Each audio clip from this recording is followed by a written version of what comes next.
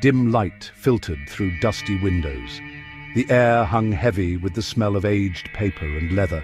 A group of friends, drawn together by their shared passion for the forgotten, huddled around a time-worn table. They were poring over faded maps and brittle documents, searching for any mention of Чернолесье, a village whispered to exist only in legend.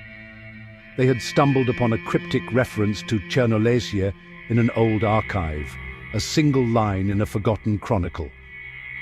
The village's name, scrawled in elegant Cyrillic script, seemed to leap from the page. It sparked a fire in their hearts, a thirst for discovery. They felt an irresistible pull towards this forgotten place, a need to uncover its secrets. Days bled into nights as they tirelessly sifted through countless records. Frustration mounted with each passing hour. Just as they were about to abandon their search, a breakthrough. An ancient map, tucked away in the back corner of a shelf, revealed its secrets. There, marked with a faded red ink, lay the location of Чернолесье. Excitement coursed through their veins. They traced the map's faded lines with trembling fingers. Чернолесье, nestled deep within a sprawling, untouched forest, was real. The village, long forgotten by the outside world, had been found. Their adventure was about to begin. The air grew heavy with the smell of pine and damp earth.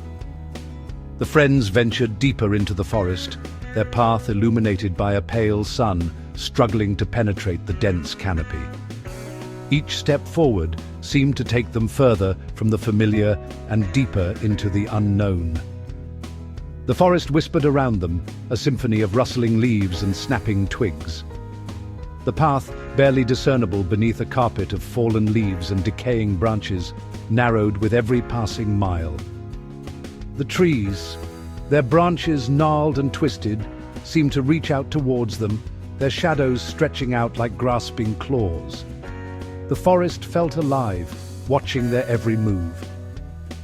As the sun began its slow descent, casting long, eerie shadows across the forest floor, the friends knew they were running out of time.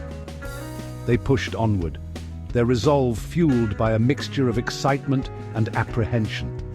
The forest had a way of testing their limits, of pushing them to the edge of their comfort zones.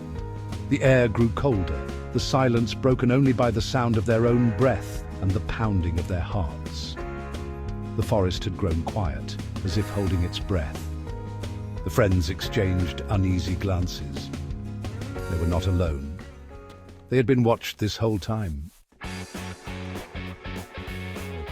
They emerged from the oppressive embrace of the forest into a clearing. Before them, bathed in the fading light of the setting sun, lay Чернолесье. A palpable silence hung over the village, a silence so profound it felt almost deafening. It was as if the village itself were holding its breath, trapped in a perpetual state of suspended animation. The village was smaller than they had imagined, a collection of dilapidated wooden houses clustered around a central square. The houses, their once bright paint now faded and peeling, leaned precariously against each other as if seeking comfort from the encroaching forest. Windows, like vacant eyes, stared back at them. As they stepped cautiously into the village, their footsteps echoing through the eerie silence, they were struck by a profound sense of unease. The air felt thick with a palpable sense of sadness, of lives abruptly interrupted.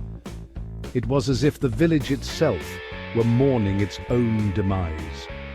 The village was a ghost of its former self, a haunting reminder of the relentless passage of time and the ephemeral nature of human existence.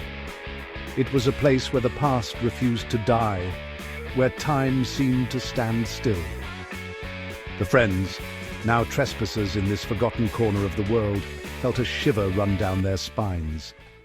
They were not alone. The first house they entered was shrouded in shadows, the air thick with the musty odor of decay. Dust motes danced in the faint light that filtered through cracks in the boarded-up windows. Furniture lay overturned, as if tossed aside in haste. Personal belongings, Remnants of a life once lived were scattered across the floor. In the dimly lit kitchen, a table was set for a meal never eaten. Plates with the remnants of dried food lay on a table. A chipped teapot sat on the stove, its contents long since evaporated. It was as if the inhabitants had vanished in the middle of their daily routines, leaving their lives behind.